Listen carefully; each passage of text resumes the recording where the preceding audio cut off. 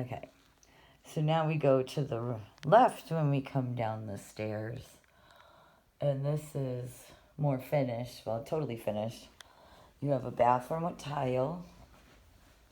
With a potty and a sink. It's cute.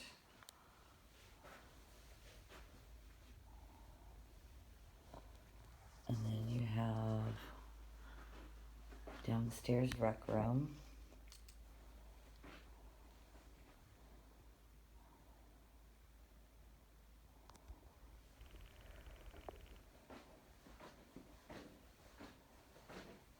Somebody likes to sew. I bet you this was her sewing room.